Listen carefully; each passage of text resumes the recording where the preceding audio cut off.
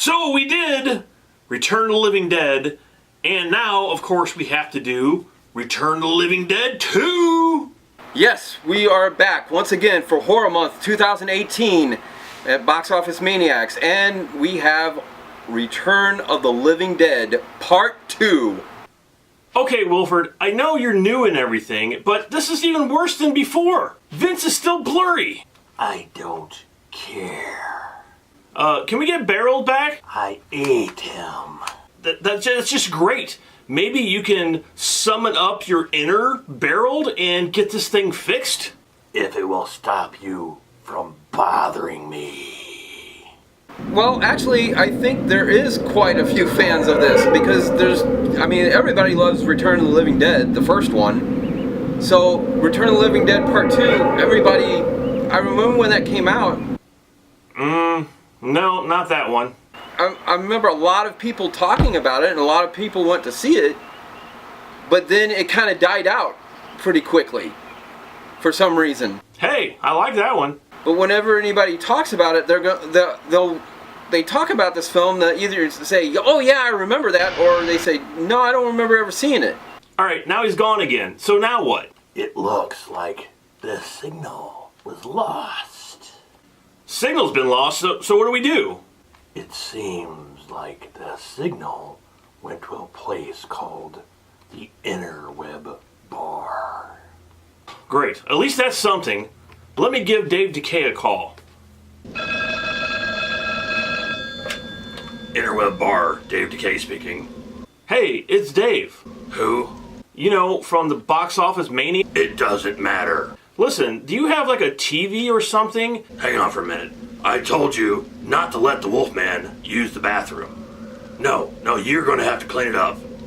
Now, what were you saying? Hey, listen, do you have like a TV or something over there? Because apparently we lost Vince, and his signal is floating over there by the Interweb Bar. Can you help me out? A signal? Yeah, I think we have something we can use.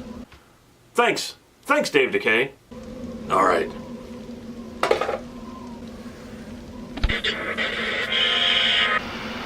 But yet they'll remember certain parts, like when they're they'll remember certain parts of it, like the funniest bits that they do in this film. I don't want to give it away yet. There's a scene toward the end that involves some dancing. I'll just put it that way.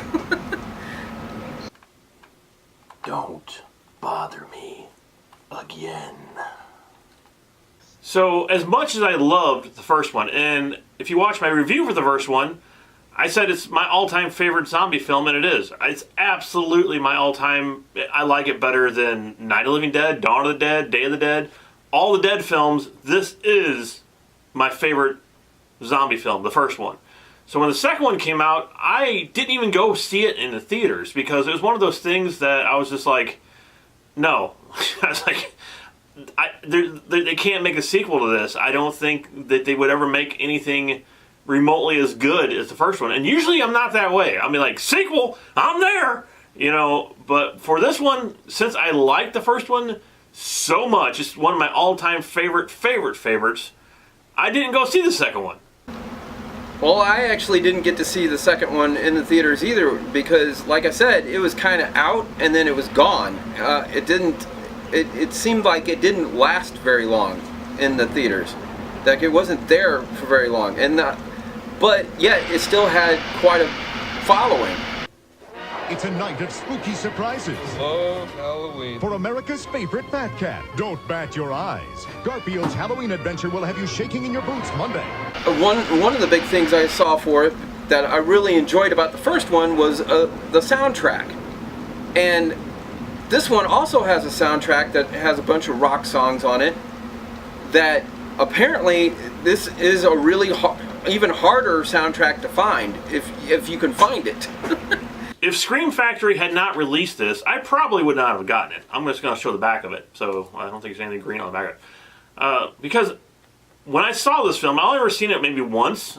I didn't even actually think I saw the film until I started watching this. I was like, oh yeah, I remember seeing this. And when I saw this film, for the first time, I remember thinking that, oh my god, this is terrible. This is horrible. And because the first one was perfect. It had the perfect amount of humor in it, perfect amount of horror in it, perfect amount of action in it. The acting in it was incredible. The music, you couldn't have had a better mixture, a better cauldron of amazingness than the first one. And this one, it's like, again, when I first saw it, I was like, what is going, why do they have the same actors from the first one portraying different people? And to this day, I still don't understand that. When I first saw it, I thought it was funny. I thought it was entertaining. I didn't think it was quite as good as the first one, but I liked it. I did like it when I finally did see this, and I didn't get to see it until it came to VHS.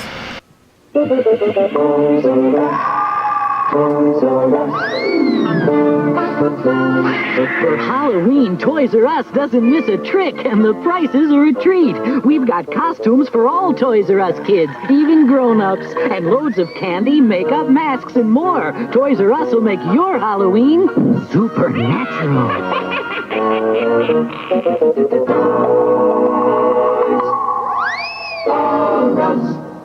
The second one, they really, it's like this is a treasure of the series. Like, it's, you know, it's a buried treasure.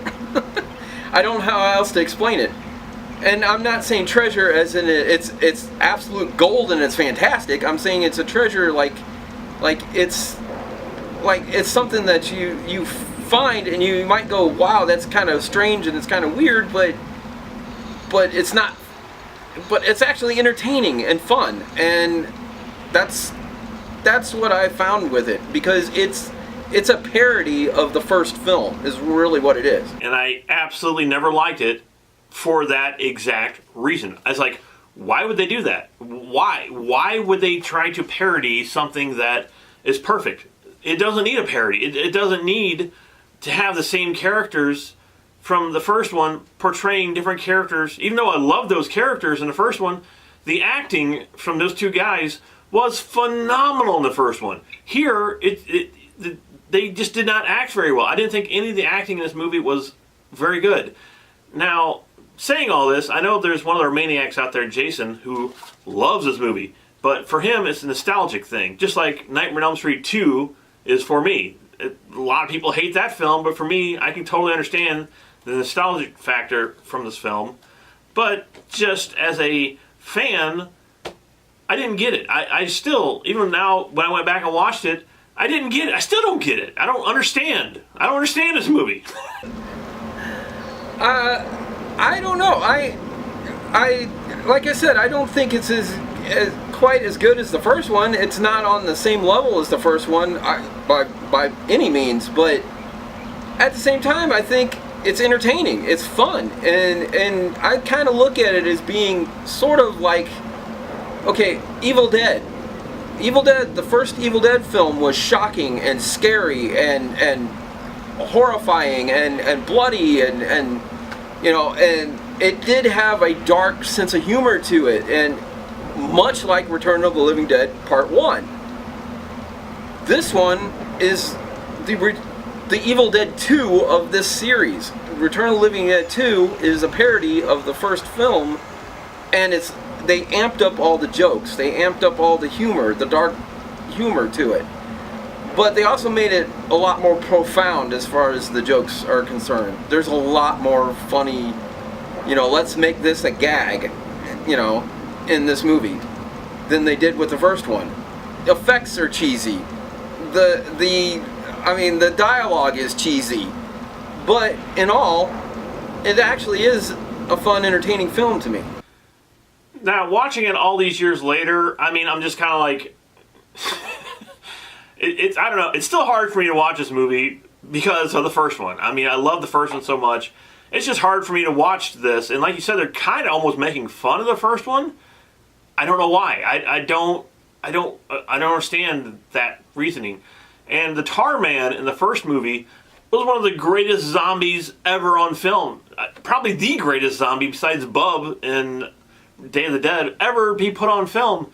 And here they tried to reenact that, sort of, and the zombie looked horrible. Just looked horrible. It looked absolutely awful in this movie.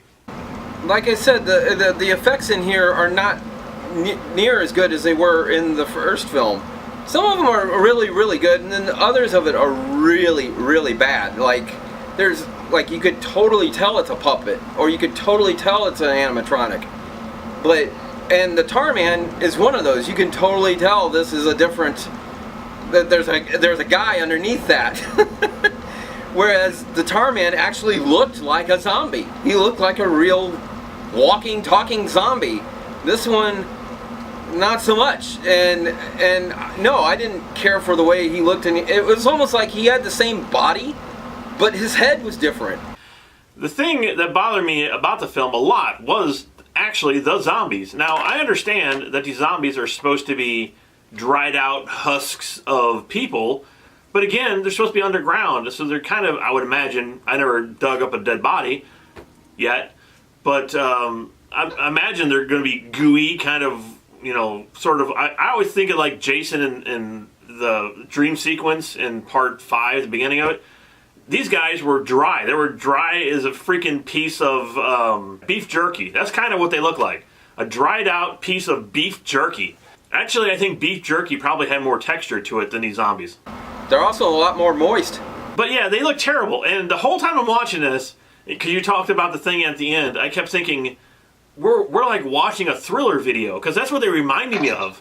They reminded me of like rejects from the Michael Jackson's Thriller video, and actually the zombies in the Thriller video looked better than these did, but just they were walking and moving, and there was like goofy parts where they come up out of the grave and then somebody steps on the guy and pushes him back in, and just dumb stuff. I mean, it's supposed to be funny. I just found it dumb. I didn't think it was entertaining. And then again, there's a spoiler thing at the end. This is a little bit of spoiler if you've never seen this movie, and it's only lasts for a couple seconds. But somebody gets electrocuted, or Michael Jackson actually comes out as a zombie and starts doing his dance. He's getting electrocuted. And I was like, there you go. I said, there's the Thriller video. Yeah, that's exactly what I was getting at when I was talking about. I didn't want to give it away at first. I didn't want to get too far into this until we got into the review. But yeah, exactly. Eventually, they do throw Michael Jackson in on this, and that's actually the way this movie felt like it was a longer version of somebody trying to recreate the Thriller video in some way, like just making it a longer or an actual movie of it rather than just a music video. But like I said, there's a soundtrack to this where they use all these rock songs, and then of course they had to throw in kind of a dance song, and here's, Michael Jackson ends up dancing in this. Or a zombie that's supposed to look sort of like Michael Jackson. And why they stuck all that in there, it was silly and stupid, but in this one they just amped up the humor to the umpteenth degree. So, as we said, this is a Scream Factory release, which, if you are not familiar with Scream Factory has amazing extras, usually, that come along with these films. And that's why I got this, was for the fact that I knew I probably still wouldn't like the film that much, but I was more interested in seeing what the extras were and what people were going to say about how they made this film. I have yet to watch the extras, so let's going to get to them right now. But first, let's get our rating to this movie. I'm going to have to give Return of the Living Dead 2 a 2.5 out of 5.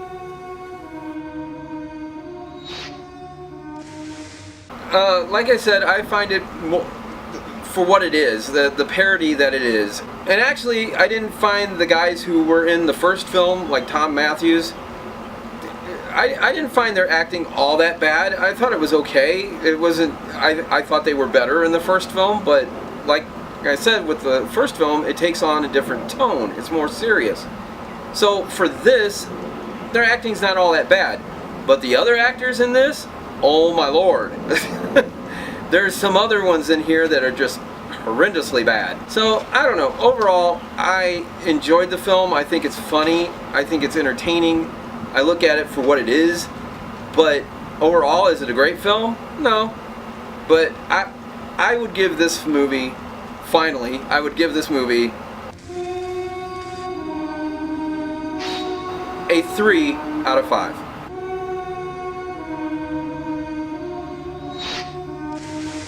So there's a couple of films actually that I have gotten from Scream Factory, like Hell Night, that I didn't like the film that much, but then when I watched the extras, I'm like, oh, okay, well I guess I can kind of see what they go for. And then go back and watch the film again and enjoy it a little bit more because I know more about it. So is this going to be like that? I don't know. Let's find out when we hit the extras.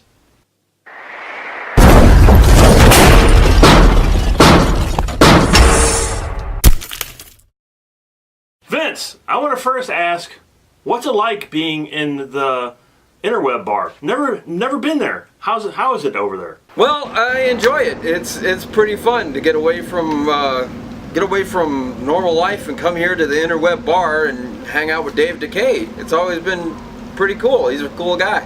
So my real question here is, have you seen The Invisible Woman yet? I have not seen any Invisible Women. So here we are on the extras of Return of the Living Dead 2. Now, as I said during the review, this is one of the reasons why I bought this, is not so much the movie, is to watch these extras, because I'm really curious as what people had to say about this film. And I gotta tell you, Vince, I wasn't disappointed in any of this stuff. Believe it or not, neither was I. I actually really enjoyed a lot of these extras, and you know, for a movie that wasn't quite as good as the first one, even though I liked it a little bit more than you did, these actually really are really good extras. I mean, once again, Scream Factory has done a remarkable job with all of this. So you said you listened to the audio commentary. I have not listened to the audio commentary on this. Well, there's 3 audio commentaries on this, and then there's also an alternate audio track. And I only listened to one of the audio commentaries out of the 3 just because of time. Again, like we've been saying, if you go through all the extras, you know, you hear the same stories over and over and over again. So the first thing here is an alternate audio track, and the only thing that's alternate about it is, I actually didn't find this out until I listened to the audio commentary that I listened to. The alternate audio track is, I guess, what I'm thinking it is when they finally brought it out to video, they changed the audio because a lot of the songs they couldn't get from the original soundtrack. A lot of them wouldn't license the songs to be in the movie again. So the alternate audio track is the stuff from the video. So there's different songs, and there's different.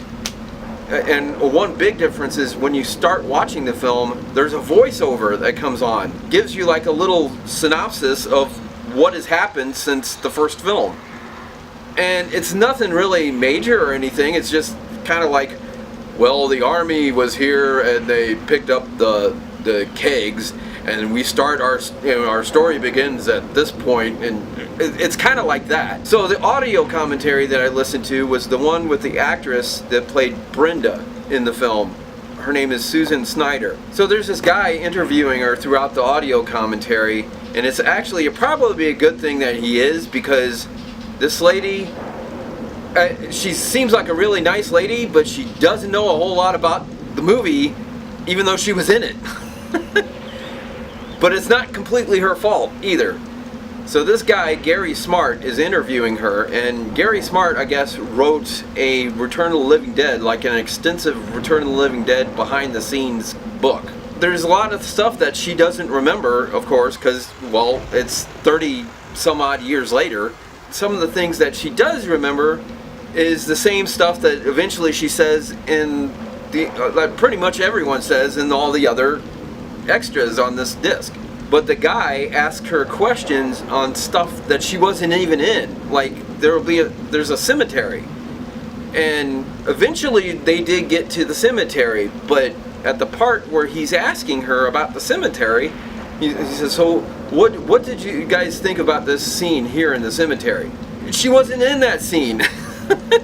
And they're watching the movie, and he's asking her about this. Well, so what did you think of this scene in the cemetery? And she's like, well, I wasn't even here for that when they filmed it. So we get to the actual extras here. I really didn't know what to expect. I mean, really, I had no idea what these were going to be, who was going to be on here, who was going to be talking about this film.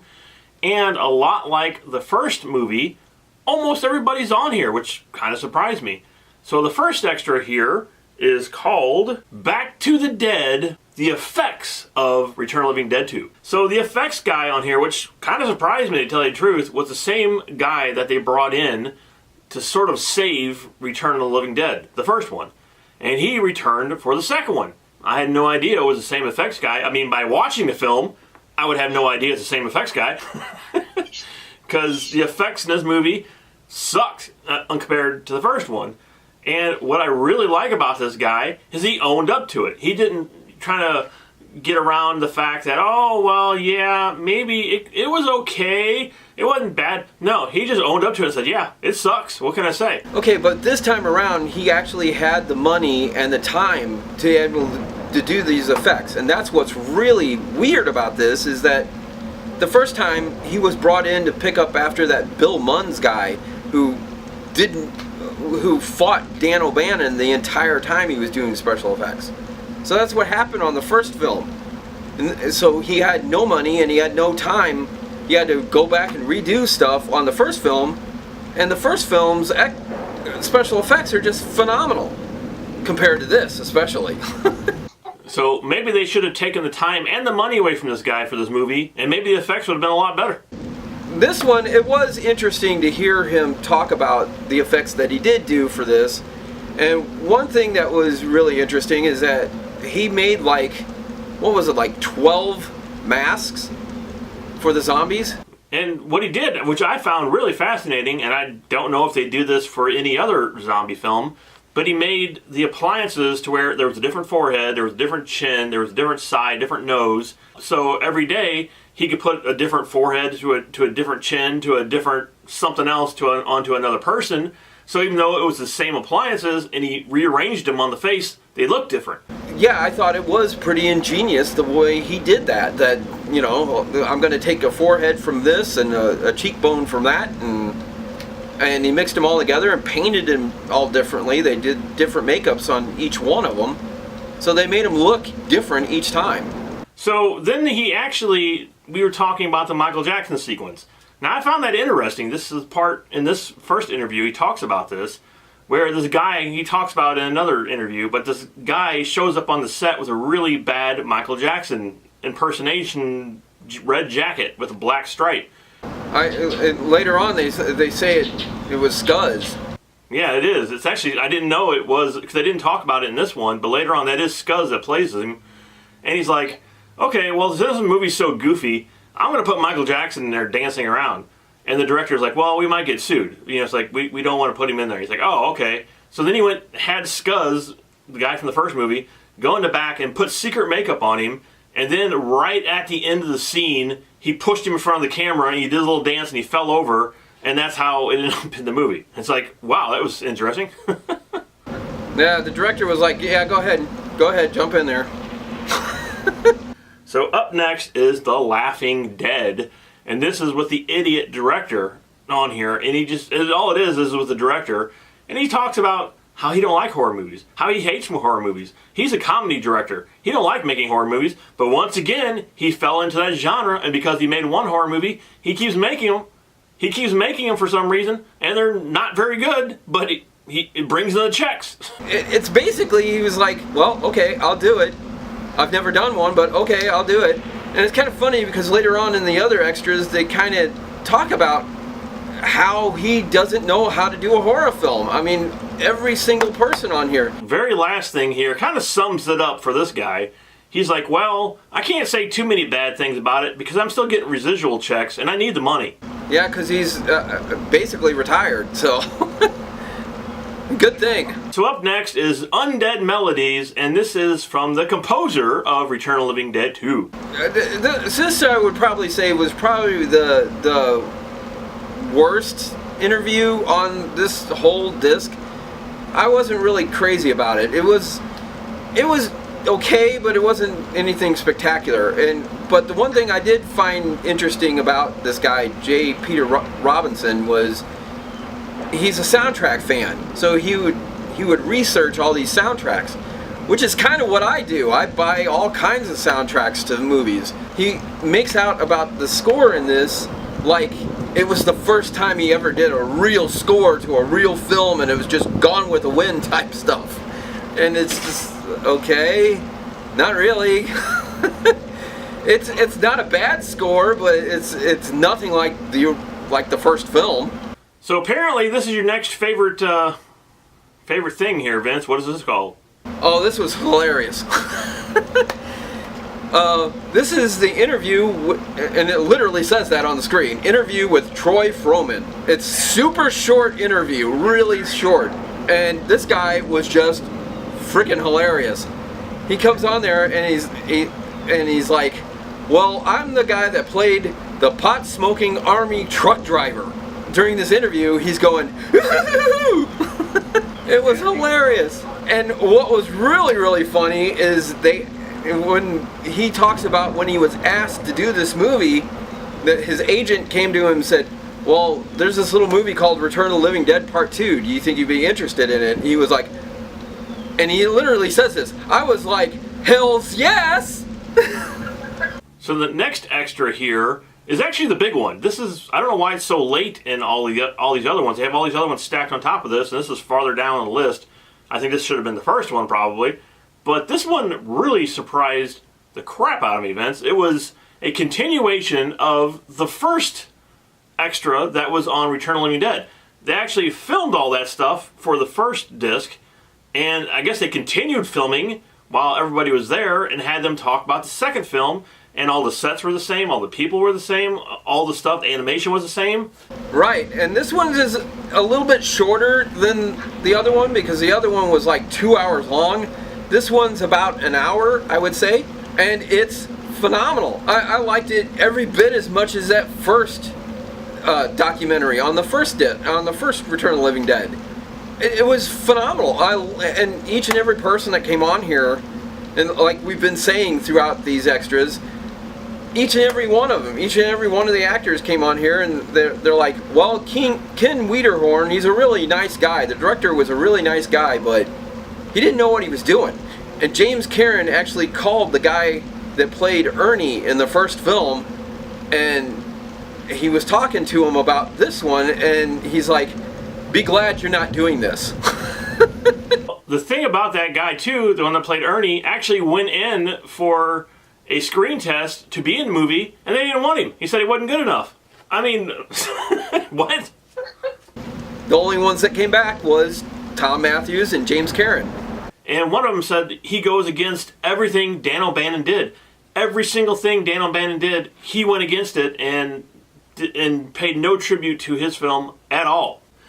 So up next is a vintage featurette live from the set. Now, I gotta tell you, Vince, this is better filmed than the actual film.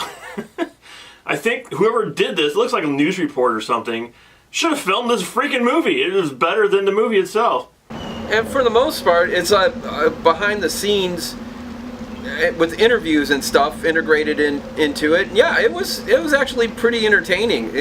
The guy was walking around on the set and going up to the different actors and the special effects guys and the director and all this, and asking them questions, and then they actually kind of made it like he was in the middle of an actual, zombie apocalypse at the same time. The one line here that sums up this whole movie, all these extras, everything that we've watched, there's one line from the director here that can sum everything up. Really simple. He said he wanted this movie to be the Police Academy of horror films. There you go. There it is. And that's exactly the way it ended up. But it ended up more like Police Academy 5 rather than the first one. So next up we have the vintage interviews, and again, it's just people on the set talking, when they were on the set, things like that.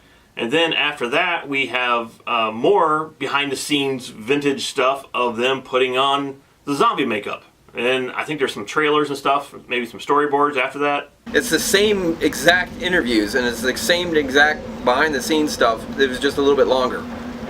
Overall, these are great extras, and it made, buying this film worth buying the film. If you're a huge fan of this film, you will probably love these extras. And even if you don't like the movie, you'll still love these extras.